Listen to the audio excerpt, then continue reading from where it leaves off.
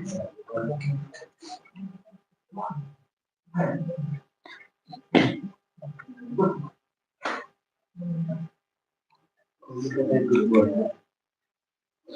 दोस्तों, आपका स्वागत है स्पीड स्टडी चैनल पर। चलिए आज का सेशन स्टार्ट करेंगे।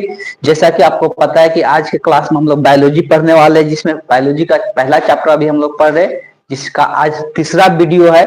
इसके पहले हम लोग 2 क्लास कर चुके हैं बायोलॉजी का। तो आज के सेशन में हम लोग, जैसे कि अभी पहला जो चैप्टर है, पहला चैप्टर क्या है, जीवों में जन्म के बारे में हम लोग को चर्चा कर रहे थे।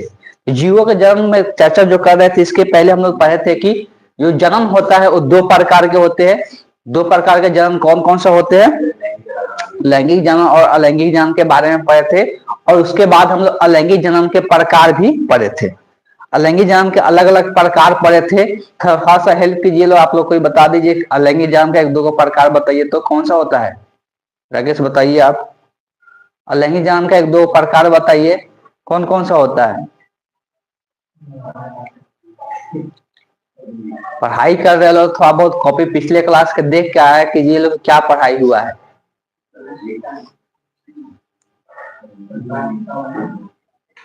चलिए आप बता दीजिए, 1-2 याद है बताइए तो क्या होता है लैंगिक जन्म के प्रकार?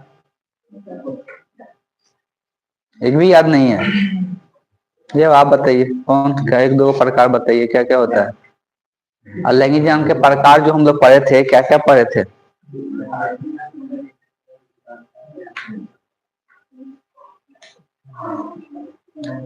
पिछले क्लास में हम लोग देखे थे 3-4 गो प्रकार हम लोग पढ़े थे। किसी का भी याद है? किसी को भी? तो हम लोग कौन कौन सा प्रकार पढ़े थे? तो एक हम लोग पढ़े थे विखंडन, याद है? और क्या था? मुकुलन था, विखंडन था, मुकुलन था। ये सब कुछ अलैंगिक जन्म के हम लोग कुछ प्रकार पढ़े थे। ठीक, तो चलिए उसके बाद बैठ जाइए लोग। उसके बाद हम लोग आज के क्लास में लैंगिक जन्म के बारे में पढ़ने वाले। इसके पहले हम लोग अलैंगिक जन्म के बारे में हम लोग चर्चा कर रहे थे। अब हम लोग लैंगिक जन्म के ऊपर चर्चा करेंगे। तो लैंगिक जन्म के डिफिनीशन पहले ही हम दे चुके हैं कि लैंगिक जन्म किसको कहा जाता है। तो जिस जनन में क्या होते हैं, 2 जनक भाग लेते हैं, उसको हम लोग क्या कहते हैं? लैंगिक जन्म कहते हैं। जिसमें हम लोग को पहले से थोड़ा बहुत आइडिया भी है, 10 क्लास में भी आप लोग पढ़े हैं कि लैंगिक जन्म में 2 जनक भाग लेते हैं। एक क्या होते हैं, नर होते हैं, दूसरे मादा होते हैं। ठीक, तो उसमें हम लोग देखते हैं।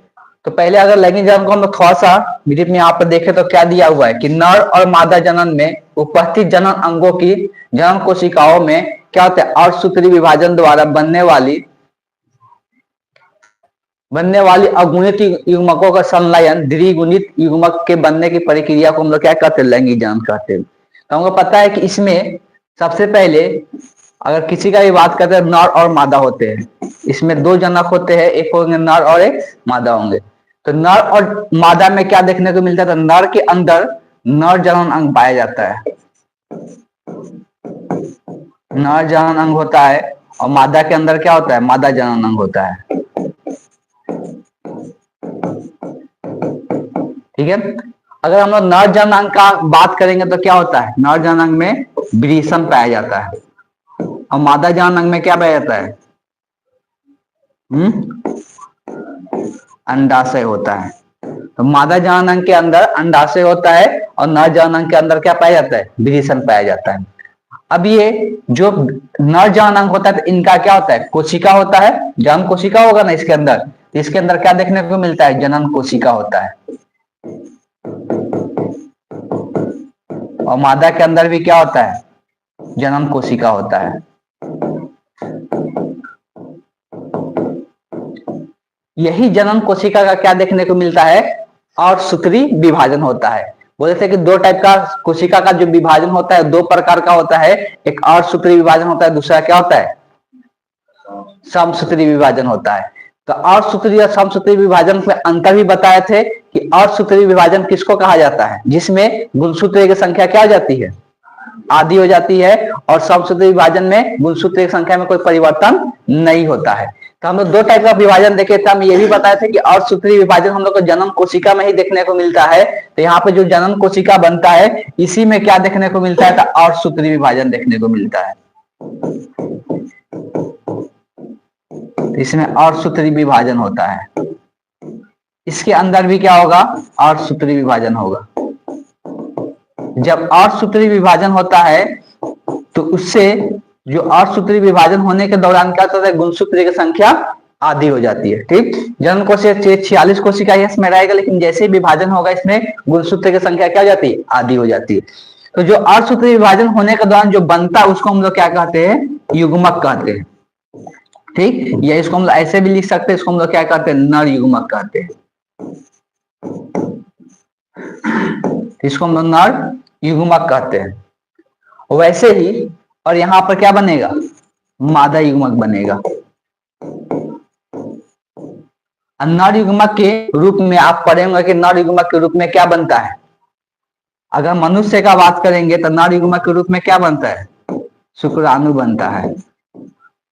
और मादा युग्मक के रूप में क्या बनता है, अंडाणु बनता है। ठीक, तो अगर नर युग्मक के रूप में बात करेंगे तो शुक्राणु बनता है, इसमें अंडाणु बनता है। तो यहाँ पर भी ये गुणसूत्र की संख्या ये अगुणित होता है। ये क्या होता है, यहाँ पे जो कोशिका होता है वो अगुणित होता है, द्विगुणित नहीं होता है। यहाँ पर जनन कोशिका का बात करेंगे तो ये द्विगुणित होता है, और द्विगुणित में गुणसूत्र की संख्या कितना होता है, 46 होता है। इसको हम लोग बोलते हैं द्विगुणित। जैसे ये विभाजन हो जाता है तो यहाँ पे जो बनता है इसको हम लोग क्या कहते हैं, अगुणित कहते हैं, और इसमें गुणसूत्र की संख्या क्या हो जाती है, आधी हो जाती है।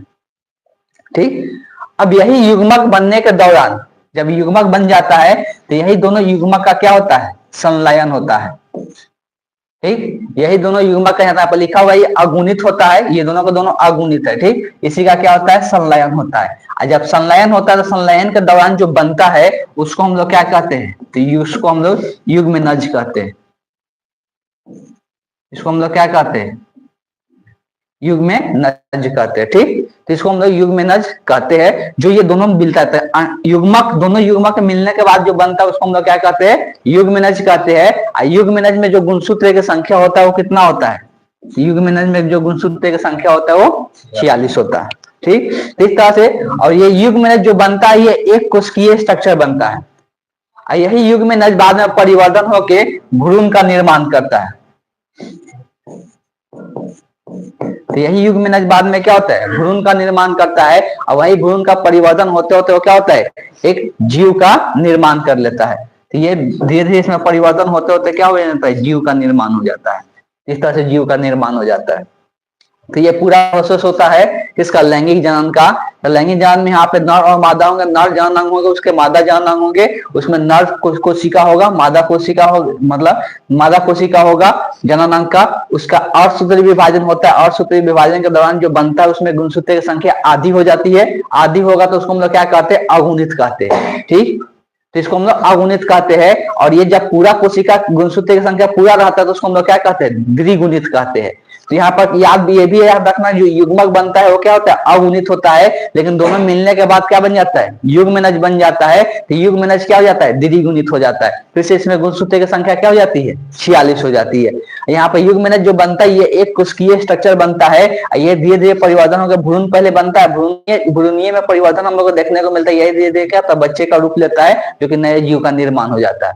इस प्रकार से ये प्रोसेस होता है, पूरा ध्यान में रखना है।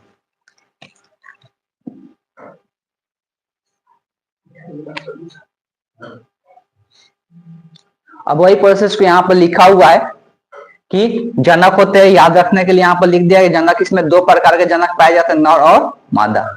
जनन अंग का बात करेंगे तो नर मादा के विशिष्ट जनन अंग होते हैं, जनन में योगदान देते हैं। जिसमें मादा में अगर बात किया जाए तो क्या होता है, अंडाशय होता है, और नर में बात किया जाता है तो क्या होता है, वृषण होता है।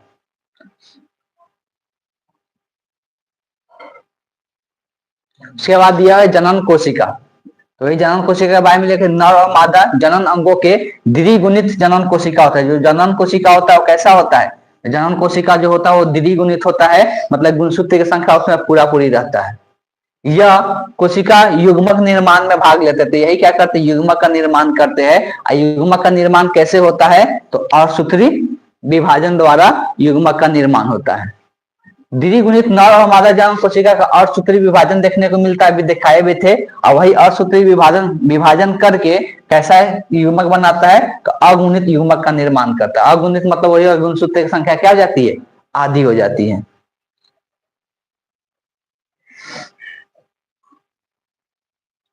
उसके बाद यहाँ पे युग्मक बन जाता है। युग्मक के बारे में दिया हुआ है कि दोनों का अर्धसूत्री जो विभाजन के दौरान युग्मक बनता है, युग्मक हमेशा अगुणित होता है।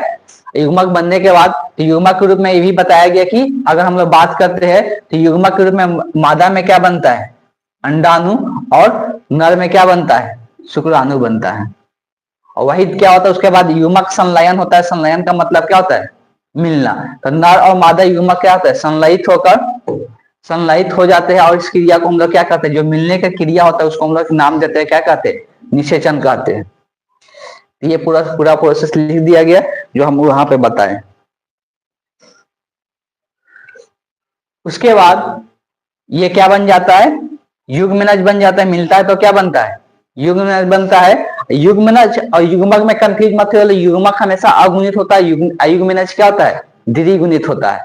द्विगुणित मतलब इसमें गुणसूत्र की संख्या 46 हो जाता है, लेकिन जो युग्मक बनता है उसमें गुणसूत्र की संख्या कितना रहता है, 23 रहता है, आदि रहता है। युग्मनज को एक और नाम से जानते हैं हम लोग, इसको क्या कहते हैं, जाइगोट कहते हैं। इंग्लिश में इसको हम लोग क्या कहते हैं, जाइगोट के नाम से जानते हैं। वही चीज यहाँ पर दिया हुआ है। उसके बाद बोले थे कि युग्मनज बनने के बाद क्या हो जाता है, भ्रूण का निर्माण हो जाता है। इसमें समसूत्री विभाजन होता है और जिससे भ्रूण का निर्माण होता है, आप भ्रूण परिवर्धन होकर क्या करते हैं, नवजात शिशु का निर्माण करते हैं। तो वही भ्रूण धीरे धीरे क्या होता है, परिवर्तन होते रहता है। परिवर्तन होकर क्या होता है, एक जीव का निर्माण कर लेता है।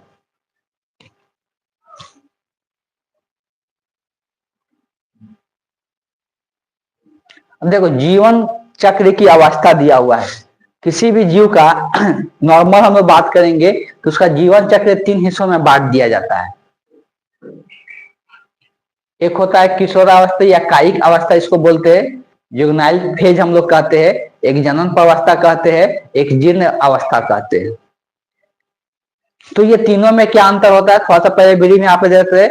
जुवेनाइल फेज उसको कहते हैं जन्म से लेकर, जब किसी जीव का जन्म होता है तो जन्म से लेकर जनन अवस्था तक, जब तक उसमें जन्म की क्षमता नहीं आ जाता है, उस अवस्था तक के फेज को हम लोग क्या कहते हैं, जुवेनाइल फेज कहते हैं, किशोरावस्था कहते हैं। दूसरा होता है जनन अवस्था। तो जब तक उसमें क्षमता होता है जनन करने का तो उसको हम लोग क्या कहते हैं, जनन अवस्था कहते हैं। जीर्ण अवस्था बोलते हैं जब उनमें क्या हो जाता है, बुढ़ापा आ जाता है तो उसको हम लोग क्या कहते हैं, जब वो डेथ मतलब मरने के टाइम आ जाता है तो उसको हम लोग क्या कहते हैं, जीर्ण अवस्था कहते हैं। तो कोई भी जीव का यही 3 अवस्था हम लोग को देखने को मिलता है।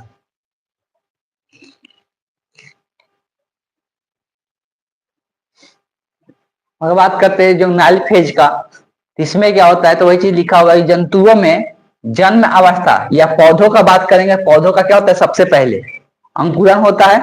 पौधा हम लोग जब लगाते हैं तो उसमें क्या देखने को मिलता है, अंकुरन होता है। और अगर जीव रहता है तो उसको जन्म होता है। तो अंकुरन से लेकर या जन्म से लेकर परिपक्वता अवस्था तक, परिपक्वता अवस्था कायिक अवस्था या किशोरावस्था कहलाती है। तो वही चीज लिखा हुआ है कहां से कहां तक, तो जब जन्म होता है उस टाइम से लेकर, या पौधे में अंकुरन होता है उस टाइम से लेकर जब तक इसमें परिपक्वता ना आ जाए। परिपक्वता मतलब होता है कि उसमें जनन करने की क्षमता जब तक नहीं आ जाए, उस टाइम की अवस्था तक को हम लोग क्या कहते हैं, जुवेनाइल फेज कहते हैं, किशोरावस्था कहते हैं।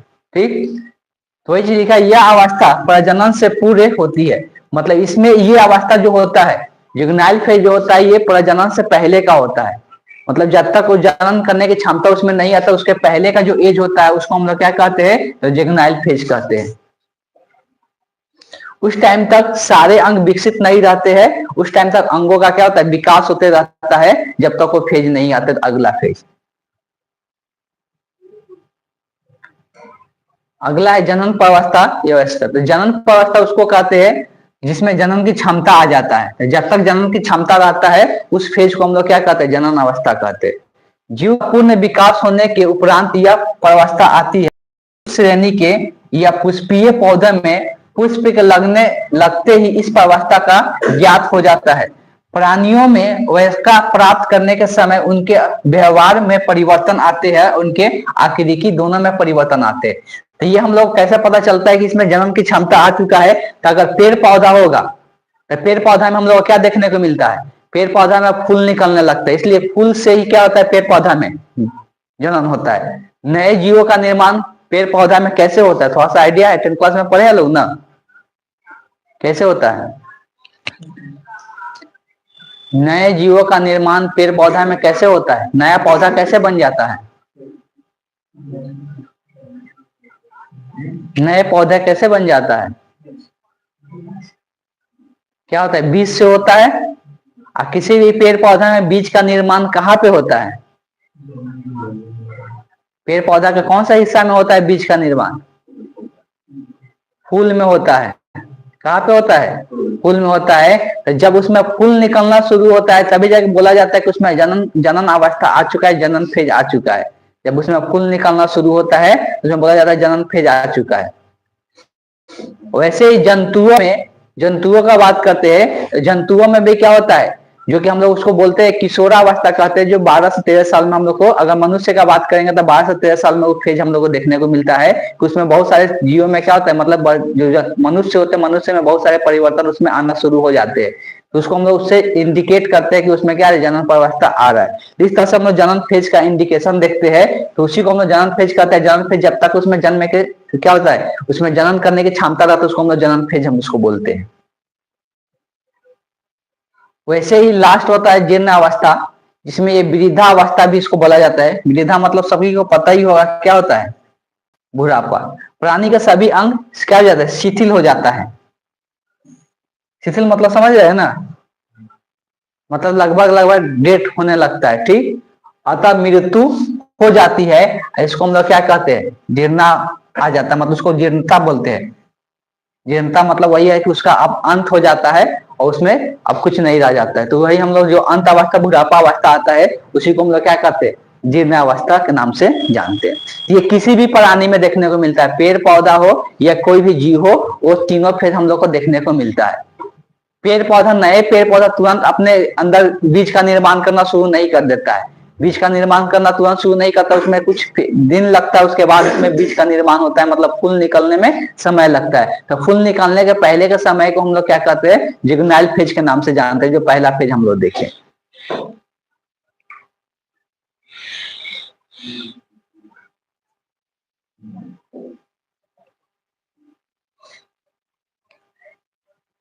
जनन अवस्था के बारे में थोड़ा सा और दिया हुआ है, इसको ध्यान से देख लेते हैं। दिया हुआ कि 1 वर्षीय या द्विवर्षीय पौधे में तो यह स्पष्ट हो जाता है, किंतु बहुवर्षीय पौधे में इसका अनुमान लगाना क्या जाता है, कठिन हो जाता है।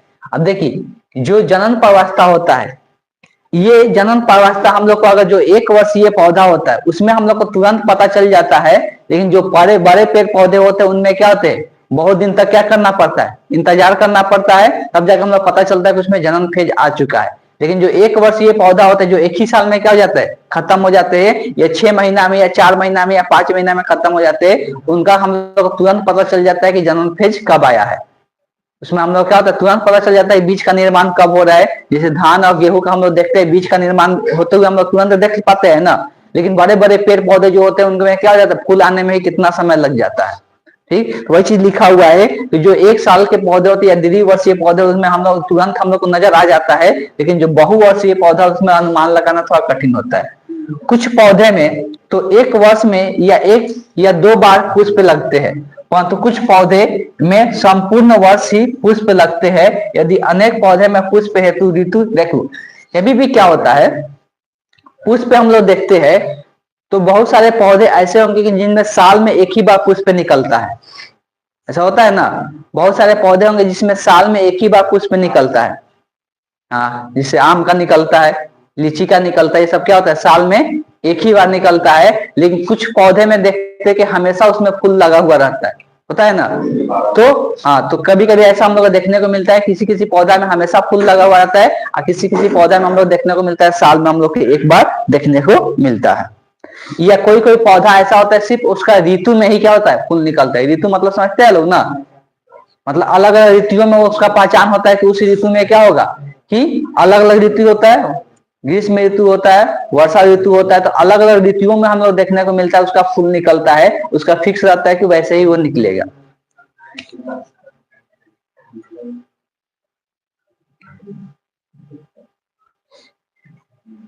देखिए यहाँ पे दिया हुआ है कि अगर बांस का जाति का पौधा का बात करते हैं, तो बांस जो होता है वो लगभग उसका हम लोग बताया जाए उसका जीवन काल कितना होता है। जो बांस का पौधा होता है उसका जो जीवन काल होता है लगभग 50 से 100 वर्ष होता है। तो बांस का पौधा का जो जीवन काल होता है लगभग 50 से 100 वर्ष होता है।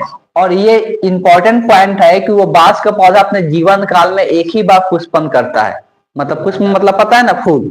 तो एक ही बार फूल निकलता है, उसके जीवन काल में एक ही बार पुष्प निकलता है। किसमें? बांस के पौधा में। तथा अधिक संख्या में पुष्प फल उगते तथा फिर उनके क्या हो जाते। लेकिन जब एक बार निकलता है तो उसमें पुष्प जब उगता है, फूल निकलता है, तो उसका संख्या क्या होता है? बहुत ज्यादा होता है। एक ही बार फूल निकल के उसके बाद उसका क्या हो जाता है? मृत्यु हो जाता है। तो कुछ ऐसे भी पौधे हैं जिनमें एक ही बार फूल निकलता है, तो ये याद रखिएगा बांस का ऐसा पौधा है।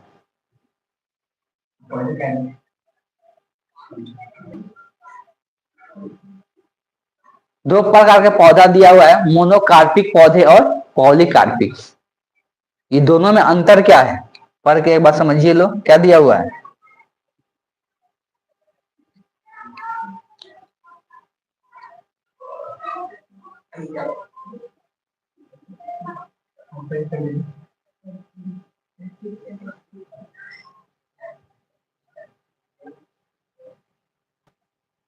पढ़ लिए लो, पता चला।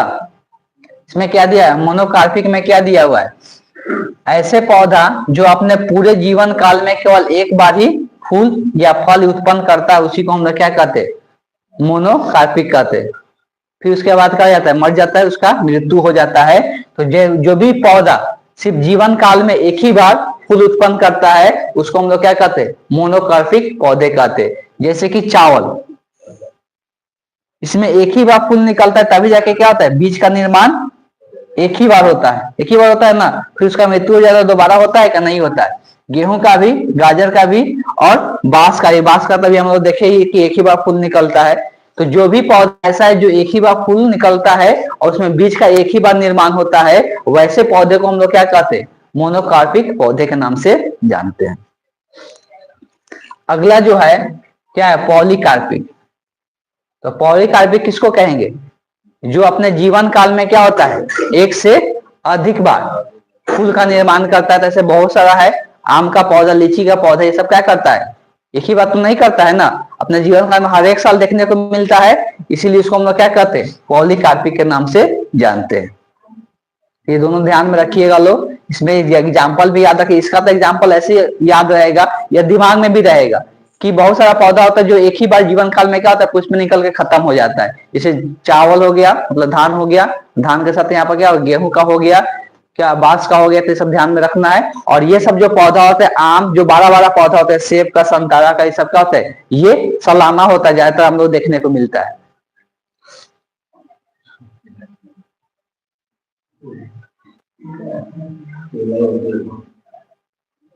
देखो, लैंगिक जनन का जो कुछ घटनाएं होता है, चलिए इधर ध्यान दीजिए लोग। लैंगिक जनन का कुछ घटनाएं होता है। तो देखिए, लैंगिक जनन के पहले, मतलब लैंगिक जनन में कुछ घटनाएं होता है। निषेचन के पूरे घटनाएं, निषेचन के पूरे मतलब क्या? निषेचन के पहले का घटना। उसके बाद निषेचन होता है, निषेचन घटना होता है। और निषेचन के बाद क्या होता है, उसके बारे में हम लोग को जानना है। तो निषेचन के पहले का घटना क्या होता है, निषेचन में क्या होता है, निषेचन के बाद क्या होता है, उसके बारे में हम लोग को समझना है। निषेचन के पहले हम लोग जानते हैं कि क्या होता है? युग्मक का निर्माण होता है। तो चीज लिखा हुआ है कि निषेचन के पूरे घटनाओं में हम लोग दो चीजें देखने को मिलता है। एक में तो युग्मक का निर्माण होगा, फिर युग्मक का स्थानांतरण होता है। युग्मक बनता है, दोनों में यहाँ पे नर और मादा रहेंगे तो नर युग्मक बनेगा और मादा युग्मक का निर्माण होता है। सबसे पहले थोड़ा सा युग्मक के बारे में जान लेते हैं। युग्मक जो बनता है वो तीन प्रकार का युग्मक हम लोग को देखने को मिलता है। युग्मक बनता है वो तीन प्रकार का युग्मक देखने को मिलता है। कौन कौन से युग्मक होगा? सम युग्मक, असम युग्मक और विषम युग्मक। तो तीन प्रकार के युग्मक होता है। तीनों प्रकार के युग्मक समझेंगे। इसमें दोनों दोनों प्रकार के युग्मक होता है, नर युग्मक और मादा युग्मक जो बनता है। तो देखिए, जो सम युग्मक होता है, तो सम युग्मक में क्या होता है कि नर युग्मक और मादा युग्मक, दो प्रकार के युग्मक बन रहा है। दोनों का आकार और आकृति क्या होते हैं? समान होते हैं। ये आकार और आकृति का मतलब क्या होता है? हम क्या बोले कि आकार और आकृति दोनों समान होता है। ये दोनों में अंतर आप बता सकते हैं क्या? हाँ, आकार और आकृति में क्या अंतर होता है? दोनों समान होगा। हाँ, साइज बताता है। ये क्या बताता है? आकृति। साइज साइज नहीं बताता है।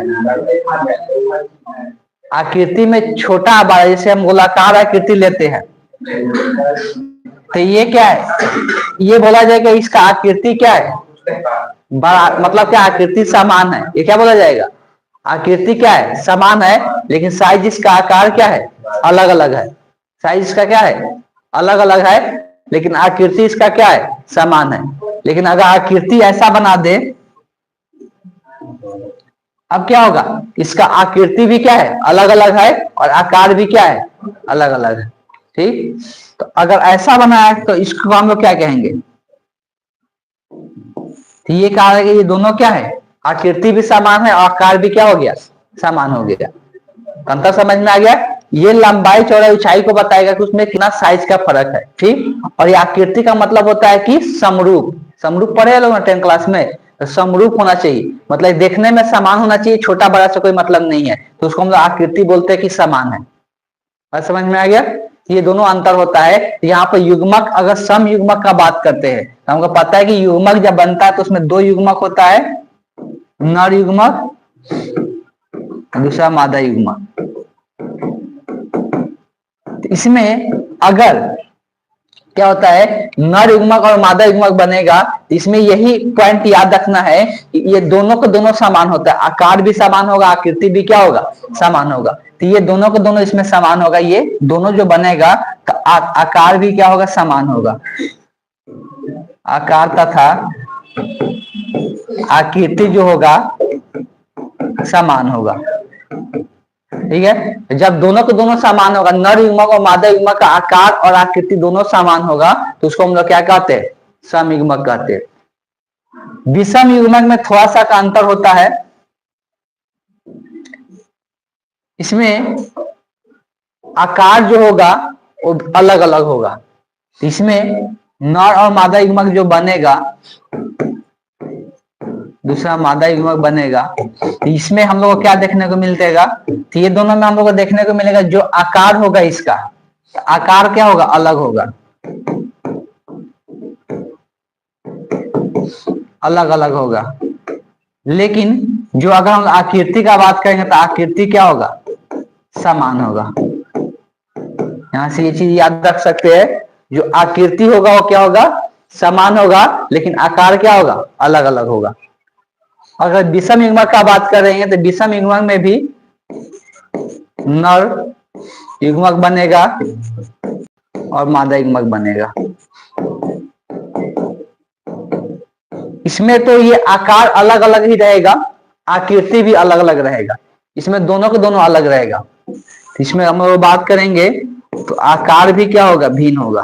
भिन्न मतलब अलग अलग होता है ना, आकार भी भिन्न होगा और आकृति भी क्या होगा? आकृति भी भिन्न होगा। ठीक है। तो तीनों ध्यान में रखिएगा लोग। सम युग्मक का बात करेंगे तो उसमें आकार और आकृति दोनों को दोनों क्या होगा? समान होगा। असम युग्मक का बात करेंगे तो इसमें नर युग्मक और मादा युग्मक का आकार और आकृति, आकार अलग अलग होगा और आकृति क्या होगा? समान होगा। अगर इसका बात करेंगे विषम युग्मक का, तो इसमें क्या होगा? आकार और आकृति दोनों का दोनों क्या होगा? अलग अलग होगा। ठीक। बहुत जल्दी बोले थे ना, खड़े हुए तो खड़े होइए आप। बोलिए कौन कौन सा भी युग्मक हम लोग पढ़े, नाम बताइए तीनों का। नहीं, युग्मक का प्रकार अभी जो हम लोग पढ़े, 3 प्रकार का पढ़े ना, कौन कौन सा 3 प्रकार का युग्मक पढ़े? और तीनों में अंतर बताइए। अभी बता रहे थे आप ही।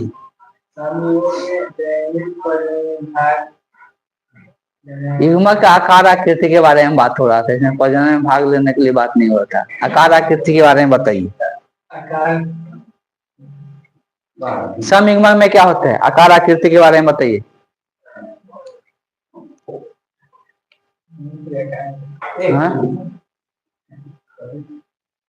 लिखा है फिर भी दिखाई नहीं देता है।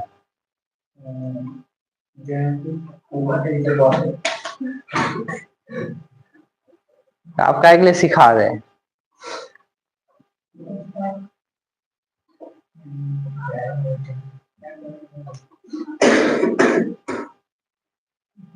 दोस्त तो उसके जैसा ही नंबर लाना चाहिए, क्या अधिक ला लेते हैं? उसके जैसा ही नंबर लाना चाहिए, क्या अधिक ला लेते हैं? हाँ, रूम में से क्या मतलब, जानते हैं कि वो दूसरे वो कम नंबर लाएगा तो आप भी कम कम लिख के आना चाहिए एग्जाम में। उससे मतलब नहीं है, आपको पता है कि वो कम नंबर लाएगा तो आपको भी कम लिख के आना चाहिए, हम ये बोल रहे हैं। हाँ, आपसे कीजिएगा। ये यहाँ पर तीनों में अंतर भी दिया हुआ है। क्या दिया हुआ है कि यहाँ पे लैंगिक प्रजनन में भाग लेने वाले युग्मक होते हैं जो आकार और आकृति दोनों के दोनों क्या होते हैं? समान होते हैं। इसमें आकार और आकृति दोनों के दोनों क्या होते हैं? समान होते हैं। असम युग्मक में क्या होता है? इसमें लिखा हुआ आकार जो होता है अलग अलग होता है, आकृति क्या होते हैं? एक समान होते हैं। और विषम युग्मक का बात करेंगे तो इसमें पूरी तरह से अलग होता है। इसमें जो युग्मक बनता है, तो यहाँ पे एक और इंपॉर्टेंट पॉइंट याद रखिएगा, विषम युग्मक में जो मादा युग्मक होगा हमेशा बड़ा होगा किससे? नर युग्मक से। जो मादा युग्मक होगा हमेशा बड़ा होगा नर युग्मक से। और यहाँ पे ये भी ध्यान में रखना, इसमें मादा युग्मक जो होगा वो अचल होता है और नर युग्मक जो होता है वो क्या होता है? अचल होता है। अचल और चल के बारे में इसके पहले भी चर्चा किए थे। ठीक, क्या चीज में चर्चा किए थे? चल का मतलब क्या हो? जो गतिमान हो, जो चल सके उसको हम लोग चल कहते हैं। अचल मतलब जो गतिमान न हो। तो वही यहाँ पे ध्यान रखना है कि नर युग्मक जो होता है चल होता है और मादा युग्मक जो होता है अचल होता है। और मादा युग्मक इसमें हमेशा क्या बनता है? बड़ा बनता है। तो विषम युग्मक हम लोग किसमें देखने को मिलता है? इसका एग्जाम्पल मनुष्य ही है। ठीक, इसमें विषम युग्मक का निर्माण होता है। नर युग्मक इसमें छोटा होता है, मादा युग्मक क्या होता है? बड़ा होता है। और यहाँ पे लिख सकते हैं असम युग्मक, इसमें किसका एग्जाम्पल ले सकते हैं? क्लेमाइडोमोनास का उदाहरण है ये। और इसमें अगर सम युग्मक का उदाहरण लेंगे तो ये क्या है? क्लाइडोफोरा। ठीक, तो ये एग्जाम्पल याद रखिएगा लोग, सम युग्मक का, असम युग्मक का, विषम युग्मक का, तीनों में अंतर आप लोगों को ध्यान में होना चाहिए, ये याद रखना है। बैठिए, इसलिए कि आपको कोई फर्क पड़ता नहीं है, पहले ही बोल दिए है कि पापा भेज दिए है इसलिए आ जाते हैं, नहीं तो हमको पढ़ने का शौक कहाँ है। ऐसे हम भी एक बार कॉल करके फिर से दोबारा बोल देंगे पापा को कि ऐसे ऐसे बोलते हैं।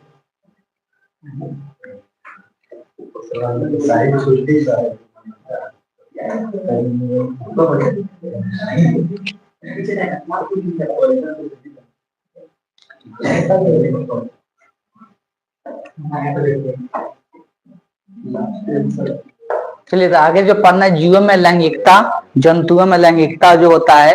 तो जो जीव होते हैं वो दो प्रकार के देखने को मिलता है।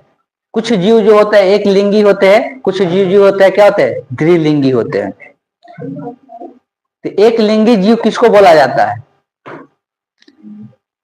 अब देखिए, हमको पता है कि जनन करने के लिए दो प्रकार के जनन अंग की जरूरत पड़ता है, मादा जनन अंग और नर जनन अंग।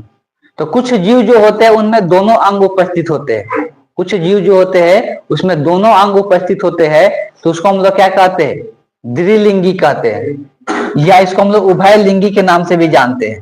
तो जिस जीव में दोनों अंग उपस्थित होते हैं, नर जनन अंग भी रहेगा, मादा जनन अंग भी रहेगा, तो उसको हम लोग उभय लिंगी कहते हैं या द्विलिंगी कहते हैं।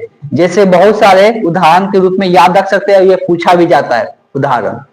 केचुआ पढ़ते हैं लोग 11 क्लास में, केचुआ में दोनों अंग पाया जाता है, नर जनन अंग भी पाया जाता है, मादा जनन अंग। ये जो हो गया, या फीता कृमि हो गया, कृमि मतलब जो कीड़ा मकोड़ा जो होता है, स्पंज होता है, तारा मछली होता है।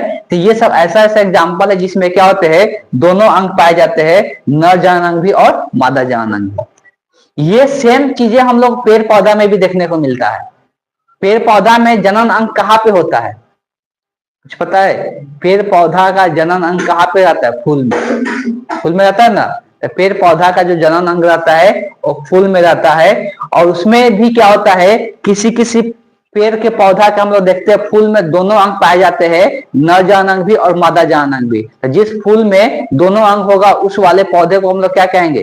द्विलिंगी कहेंगे। और जिस फूल के फूल में सिर्फ एक ही अंग होगा, या तो नर जानक होगा या तो मादा जानक होगा, उसको हम लोग क्या कहेंगे, तो एक लिंगी कहेंगे। जैसे यहाँ पर कुछ एग्जाम्पल भी दिया हुआ है, तो पहले एक लिंगी का एग्जाम्पल अगर बात करेंगे तो मनुष्य, कुत्ता, ये सब क्या हो जाता है, एक लिंगी होता है। इसमें नर जानक और मादा जानक अलग अलग शरीर में पाया जाता है, पता है ना। तो इसमें नर जानक और मादा जानक अलग अलग शरीर में पाया जाता है, इसलिए इसको हम लोग एक लिंगी कहते हैं। आप कुछ यहाँ पे याद रख सकते, पपीता का पौधा हो गया, तरबूज का पौधा हो गया। तो पपीता का पौधा में उसके फूल में दोनों अंग नहीं होगा, नर जानक नहीं होगा, मादा जानक नहीं होगा, दोनों अंग एक साथ नहीं रहता है, ठीक। तो उसको हम लोग क्या कहते हैं, तो उसको भी हम लोग क्या कहते हैं, एक लिंगी कहते हैं। जैसे अगर फूल का बात करेंगे तो फूल का स्ट्रक्चर थोड़ा बहुत बता देते हैं कि फूल जो होता है, फूल में यहाँ पे क्या होता है, सबसे पहले हरा पत्ती दिखता है। यहाँ पे सबसे पहले यहाँ पे हरा पत्ती होता है, इसके ऊपर जो होता है अलग अलग कलर का पत्ती हमको देखने को मिलता है, कोई भी कलर का हो सकता है, कोई अगर अलग अलग पौधा है उसका अलग अलग पत्ती यहाँ पे देखने को मिल जाता है फूल का। सबसे बाहर वाला हिस्सा को जो हरा वाला पत्ती होता है उसको बाह्य दल पुंज कहते हैं, इसको हम लोग क्या कहते हैं, दल पुंज कहते हैं। उसके बाद पुंकेसर आता है, तो यहाँ पर ऐसे पुंकेसर का आकृति ऐसा दिखता है फूल में, इस प्रकार का बहुत सारा रहता है, दो ही नहीं रहता, हम दो बना रहे, ठीक। उसके बाद बीच में अंडाशय होता है, अंडाशय का आकृति कुछ इस प्रकार का दिखता है, बीच में अंडाशय होता है। तो ये इस तरह से फूल का स्ट्रक्चर होता है।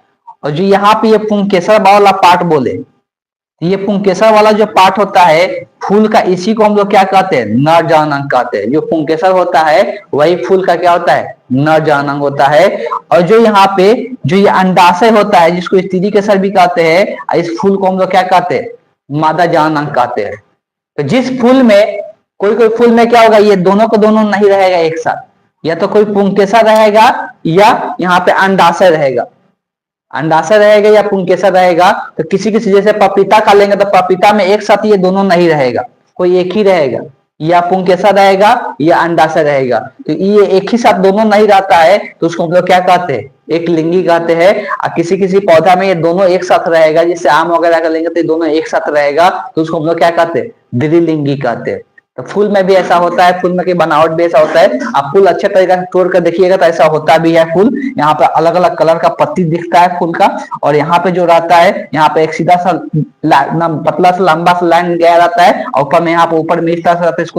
इसको तोड़कर मिसिएगा तो चिपचिपा पदार्थ इसमें से निकलता है, ठीक। यहाँ पे इसमें चिपचिपा पदार्थ निकलता है, और बाद में यही वाला जो बीच वाला हिस्सा होता है, इसी के अंदर क्या होता है, इसी के अंदर क्या बनता है, बीज का निर्माण होता है। इसी के ऊपर वाला जो हिस्सा होता है यही फल में बदल जाता है, इस तरह से इसमें बीज का निर्माण हो जाता है। तो यहाँ पर भी दोनों अंग पाया जाता है। ये पुंकेसर वाला पार्ट को हम लोग क्या कहते हैं, नर जानक कहते हैं, और ये जो अंडाशय वाला पार्ट होता है उसको हम लोग क्या कहते हैं, मादा जानक कहते हैं। और वही यहाँ पर सेम चीज रहेगा कि अगर दोनों के दोनों उपस्थित रहेगा तो उसको हम लोग क्या कहेंगे, द्विलिंगी कहेंगे। और कोई एक उपस्थित रहेगा तो उसको हम लोग क्या कहेंगे, एक लिंगी कहेंगे। बात समझ में आ गया।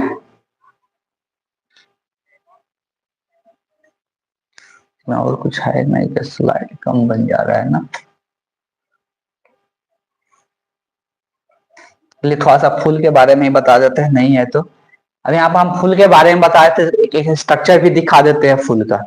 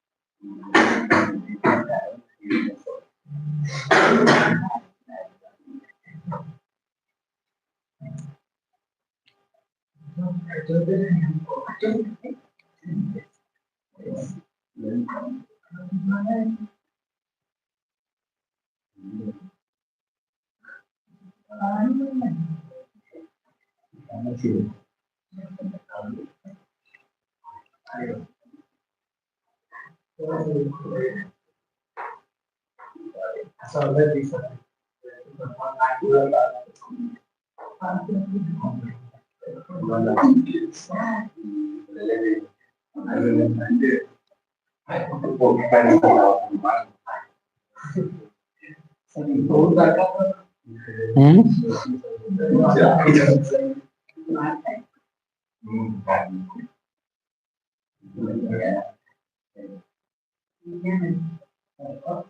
जो यहाँ पर ये दिया हुआ है, तो ये बता रहे थे जो फूल के जो ये ऊपर वाला हिस्सा होता है, यहाँ पे पत्ती निकला रहता है हरा वाला, इधर से, तो उसको हम लोग क्या कहते हैं, बाह दल पुंज कहते हैं। और ये जो ग्रीन वाला पत्ती रहता है इसको हम लोग क्या कहते हैं, दल पुंज कहते हैं। और यहाँ पर देख सकते हैं ये निकला हुआ जो लाइनिंग गया है, ये पतला पतला सा लाइनिंग जाके यहाँ पे थोड़ा सा ऐसे टाइप का यहाँ पे स्ट्रक्चर आता है, इसी को हम लोग पुंकेसर कहते हैं या पुमांग कहते हैं, जिसमें क्या होते हैं कि उसी को हम लोग क्या कहते हैं, नर जननांग कहते हैं। और बीच में यहाँ पे अंडाशय वाला पार्ट इसमें नहीं दिखाया गया है, ठीक। इसमें मतलब ये बोल सकते हैं ये क्या है, एक लिंगी पुष्प का स्ट्रक्चर दिखाया गया है। ये बीच में यहाँ पे अंडाशय वाला पार्ट होता है जो कैसे गया रहता है, यहाँ पर इस तरह से स्ट्रक्चर रहता है, अभी जैसे दिखाए थे इस तरह से, यहाँ पे पतला सा गया रहता है, इस तरह से रहता है, तो ये अंडाशय होता है। और यही जो पुमांग होता है, ये पुमांग का स्ट्रक्चर इस तरह का होता है। और पुमांग का ये दो पार्ट होता है, ये उसको बोलते हैं तंतु, और ऊपर वाला को बोलते हैं परागकोश। ऐसी पराग कोश के अंदर क्या होता है, पराग कण का निर्माण होता है। 8th क्लास में भी आप लोग पढ़े हैं, इसी में क्या होता है, पराग कण का निर्माण होता है। और यही पराग कण जो होता है इसमें, ये इसी का पराग कण इसमें से निकल के जो यहाँ पर ये स्थिति के सारा ये क्या है, मदा जननांग है, इसके यहाँ पर ये उसको वर्तिकाक बोलते हैं। तो यहाँ से ये निकल के इसके वर्तिकाक पे पहुंचता है। और वर्तिकाक पे पहुंच के इसके अंदर क्या होता है, अंडक होता है, उसका अंडक के साथ जाके क्या होता है, मिलता है। तो मिलने के बाद ही क्या होता है, बीज का निर्माण होता है, ठीक। तो इस तरह से ये प्रोसेस होता है, जो कि हम लोग अगला चैप्टर में पढ़ेंगे। जो पुष्पीय पौधों में क्या पढ़ना है हम लोग को, लैंगिक पुष्पीय पौधों में हम लोग पढ़ना है जनन के बारे में। तो अगले चैप्टर जो चैप्टर 2 है उसी में हम लोग को ये पढ़ना है।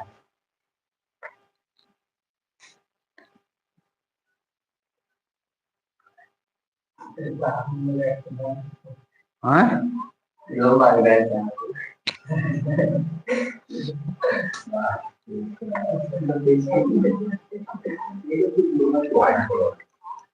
स्टोमेटा पढ़े हो लोग ना, स्टोमेटा जो होता है पत्तियों में पाया जाता है, तो उसका स्ट्रक्चर ये दिया हुआ है।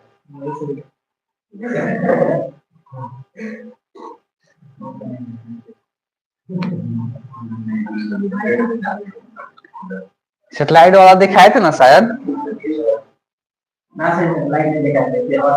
हाँ अर्थ दिखाए थे, तो वही ना सेटेलाइट, सेटेलाइट नहीं मतलब, हाँ अर्थ वाला मतलब दिखाए थे, सोलर सिस्टम दिखाए थे। इसका भी आगे काम पड़ेगा, यहाँ पे दिया हुआ है फ्लैजिला वगैरह जो दिया हुआ है, सेटेलाइट ये है ना।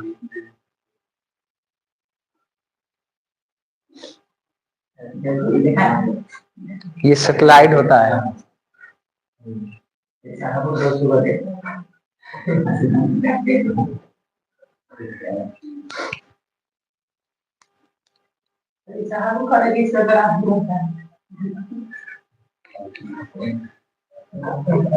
स्पेस सेटेलाइट होता है ना, उस पर रहते हैं लोग। अभी हम सबसे बड़ा सेटेलाइट स्पेस सेटेलाइट जो बना हुआ है जहाँ पे रहते हैं लोग, अमेरिका का बना हुआ है, जिस पर जाकर उस पर रिसर्च करते हैं लोग, ऊपर में जाकर रहते हैं लोग। इसमें तो बहुत लोग, इंडिया का भी अमेरिका वाला थी में नासा में जाकर वहां पे सेटेलाइट में जाकर रह के आते हैं, लेकिन जो भी रह के आते हैं उनका थोड़ा सा नॉर्मली हेल्थ क्या हो जाता है, नीचे आने के बाद कुछ दिन तक उनका हेल्थ खराब रहता है। इसलिए वहां पे सब तरीका से उसमें भोजन का पाचन सब चेंज हो जाता है। इसलिए उसमें तो क्या होता है, उसमें गुरुत्वाकर्षण होता नहीं है कि हम लोग शरीर ऐसे नॉर्मल सीधा खड़ा रहेगा। जैसे मतलब वहां पे फ्री रहिएगा तो इधर से उधर मूव करते रहिएगा, इसलिए उसमें अपने शरीर को बांध के रखा जाता है। कोई काम पड़ता है तो लोग इधर से उधर जाने के लिए इस्तेमाल करते हैं। इसलिए कि यहाँ पर सेटेलाइट, यहाँ पे इसके अंदर में कोई भी गुरुत्वाकर्षण नहीं होता है, आप यहाँ पे खड़े नहीं रह सकते। कहीं पर भी रुकने के लिए आपको बांध के रहना पड़ेगा, सोने के लिए भी आपको बांध के ही रहना पड़ेगा। सोते भी है तो अपने आप को बांध के ही सोते हैं।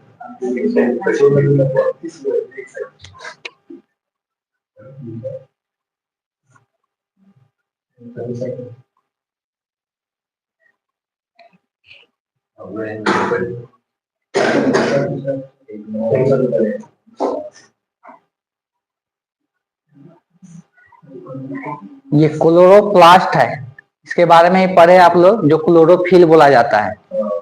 क्लोरोफिल जो पत्तियों में पाया जाता है, उसका स्ट्रक्चर कुछ इस प्रकार का होता है। क्या काम करता है ये?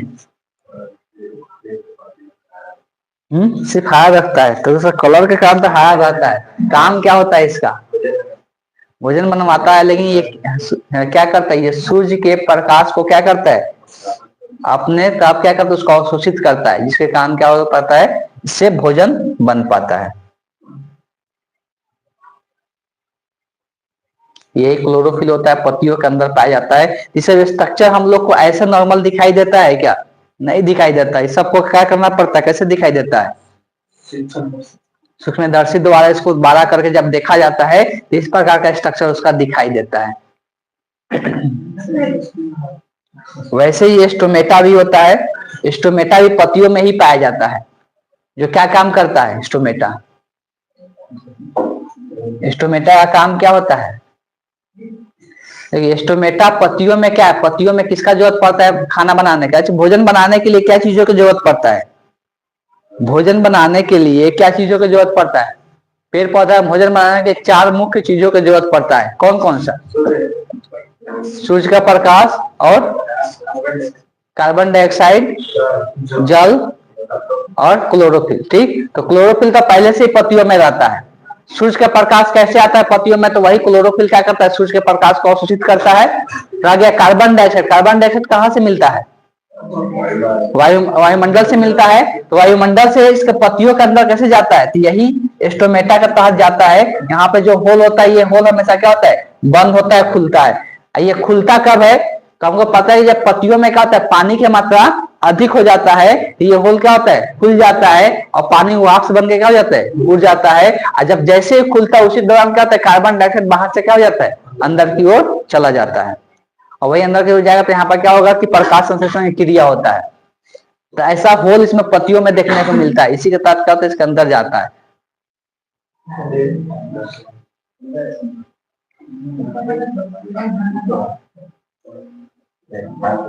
ये व्हाइट ब्लड सेल होता है। हम लोग को पता है कि शरीर में हम लोग 2 प्रकार का सेल होता है ना, व्हाइट और रेड। ये व्हाइट ब्लड सेल होता है। इसका स्ट्रक्चर कुछ इस प्रकार का दिखता है।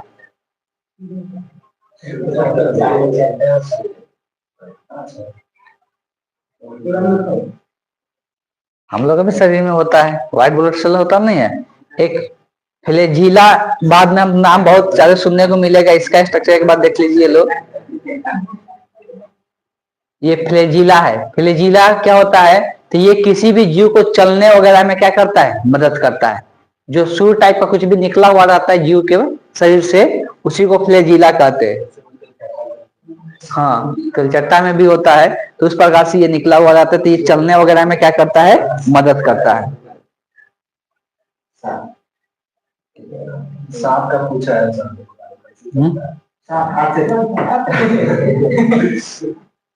सांप तो रेंग के चलता है।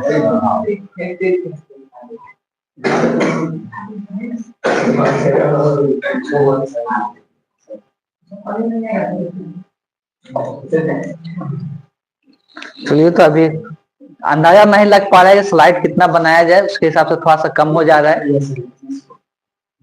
जैसे क्लास कम से कम 8:20 तक 25 तक तो चलना ही चाहिए। लंबा क्लास रखा गया। चलिए, 1-2 दिन दिक्कत होगा, उसके बाद से फिर पूरा स्लाइड बनने लगेगा, अंदाजा लग जाएगा। तो आज के सेशन को हम लोग यहीं पे एंड करते हैं।